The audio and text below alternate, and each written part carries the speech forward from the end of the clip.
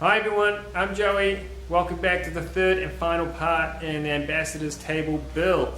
Before I carry on, I want to say thank you to BBS Timbers for sponsoring me and my channel. They're my great hardwood suppliers. I've used them for years, almost 10 years I think it is.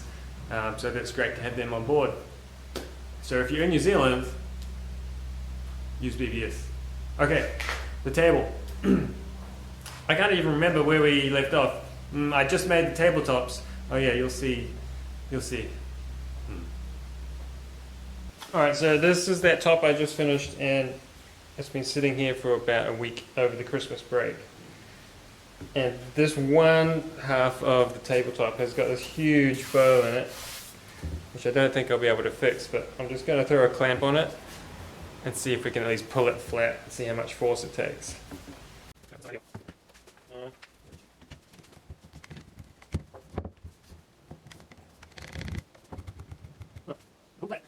Alright, so that didn't really work. You can see there's still a huge bow in this top. The other half is still nice and flat. So I'm not sure what really happened with this one. Both tabletops are made out of the same boards. This one has just got a really nice gentle curve the whole way through it. So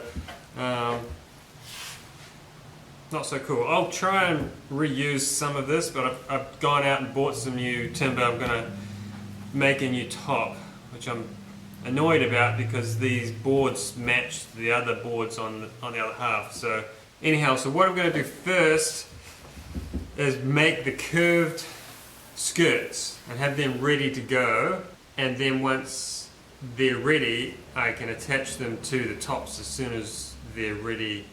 So the other top is ready now for a skirt, so that'll go on straight away.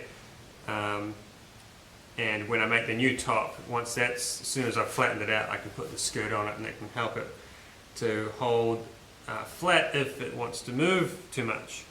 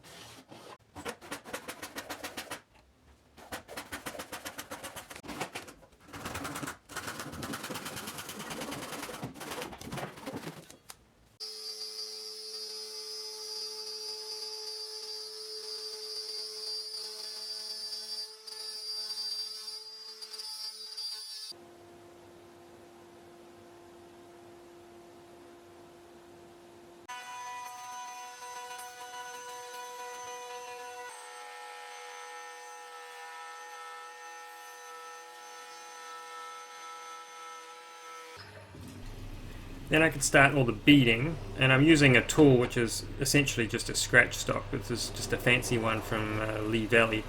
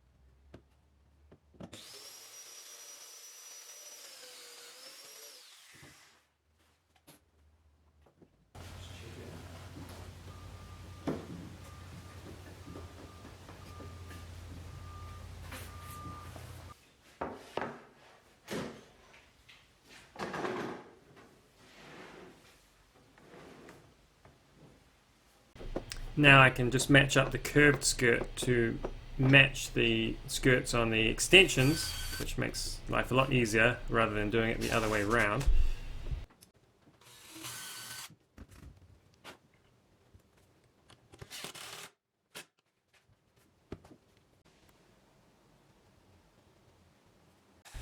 Then it was time to make another top, so then magically there was a top. And I clear coated both sides straight away to try and improve its chances of staying flat, which it did.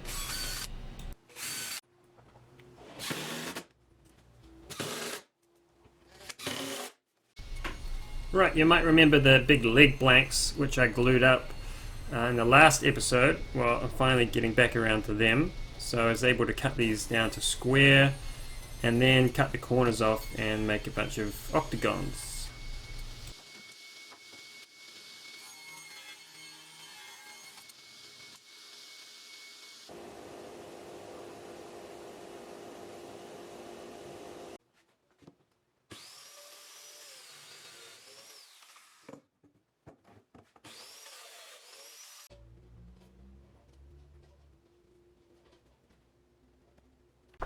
So I allowed for 6 of the little buttons to hold the tops on, but didn't really quite think about how it was going to work, so actually only I'm going to use 4 of those, so anyway, that's fine.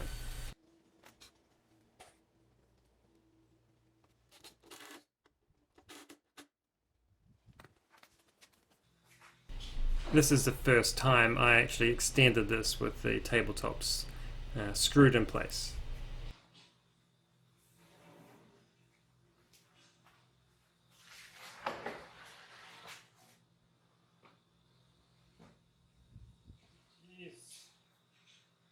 Works.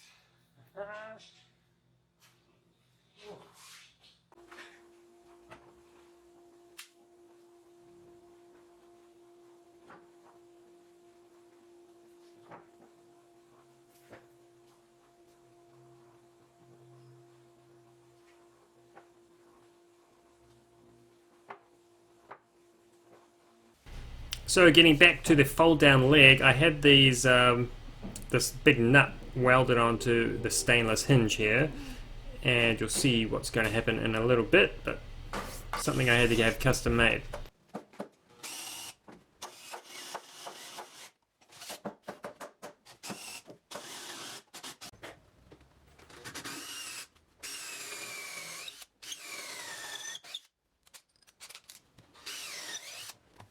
Alright, the idea is here I've got this stainless steel threaded rod, stainless steel hinge and nut. I'm going to epoxy the threaded rod into the leg, allowing the nut to spin around, and then this will be screwed onto a little block underneath the table. So that will allow the leg to swing down, and then once it's down, it can be wound down or up depending where the floor happens to be. So that's the plan.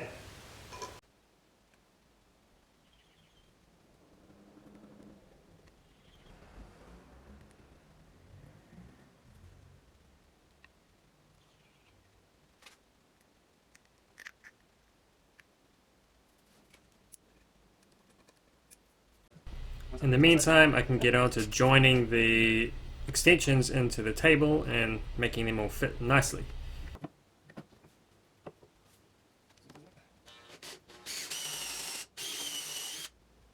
So there's a male side and a female side, and I've bought a few extras so I can use one of them as a little hammering hacker.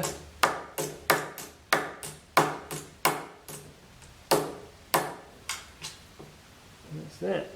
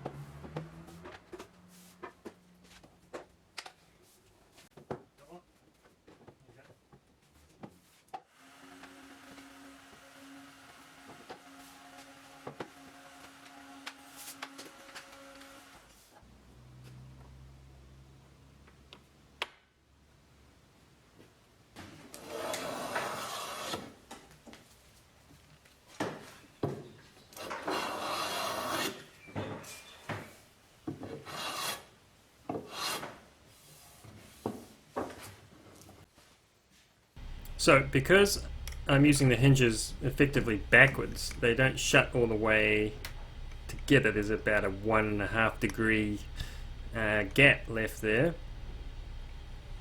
So what I'm doing is mounting the hinge under the tabletop on this 1.5 degree wedge, which when they are attached together allows the leg to fold down to 90 degrees instead of like 88 or 89.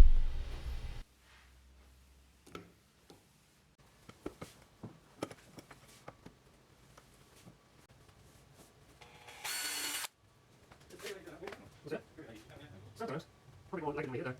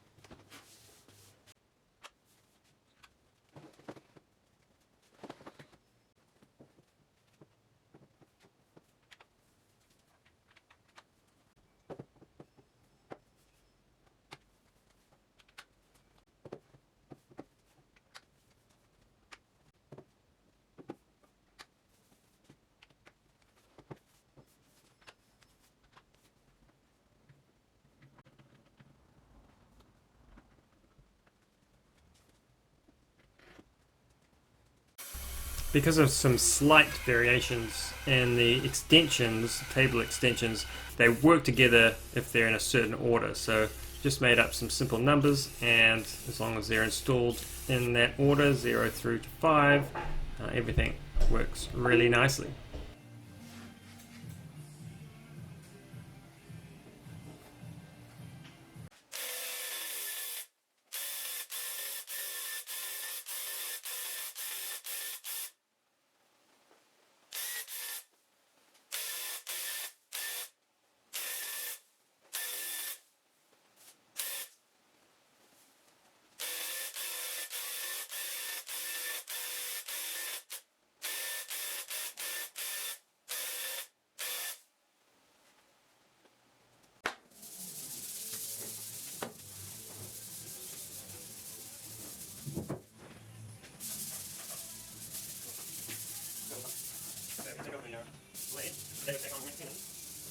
Okay, so after that last bit of sanding, laid down the last coat of clears, and it's come out pretty nice. Really quite happy with how it's turned out. There's a bit of dust on the whole lot. I'm sitting around here all day. The only other thing I've done is added some non-slip rubber to the bottom of this leg. That way, the plan is, I know the room has got a polished wooden floor, and so the idea is that you'll wind the leg up. It's going to stick down onto the floor pretty well. It's obviously attached to the top, so it's going to take. So once you wind it up and you actually take some of the weight, because there's a slight bit of flex in the table at full extension, so the table leg is going to take some of the weight as it's wound up just a few mil to bring it back up into level. So it's going to take quite a bit of a kick to knock that out. Even if it's knocked out, the table's not falling over. It's just kind of making things a little more rigid. I really like oh, I didn't wind it up. I was saying, I really like how the leg folds up and magnets into place. So it can be used like this. It's just got a little bit more flex in it, which is probably not ideal if you've got loads and loads of stuff on the table. So I'll take it all apart. I think I prefer it better in its short form. I like the aesthetic. Alright, some of you may have noticed some little gaps here between the skirts or the apron. That is because we're in the middle of summer and these boards are probably at their widest point. Almost all of my jobs end up shrinking about maybe 2 mil. Generally, that's what I tend to get. So what I've actually done, I've allowed 1.5 mil kind of on each side as a safety precaution. That means my tops are going to stay getting nice and tight when they're clicked together, and they're not going to bind on these aprons.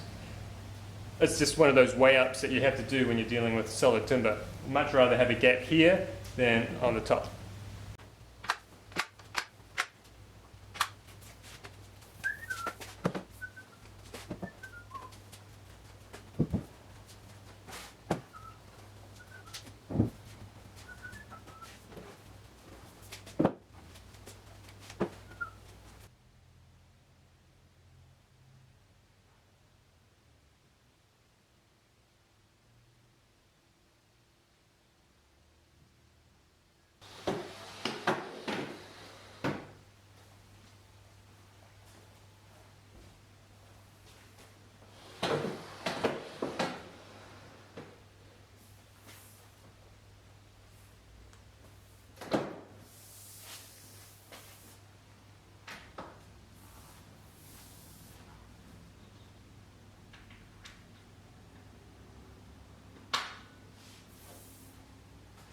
Alright, that's it. Thanks for watching, everyone.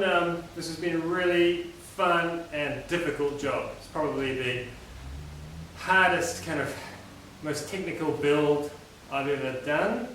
Every step of the way seemed to be difficult. So I'm really happy with how it's turned out, and thank you again for watching. Furniture movers are coming in like next week, packing this thing up. It's going on a truck down to Wellington, and then I'm going to fly down there and assemble it for the ambassador, and hopefully everything is good. I'll let you know. See ya.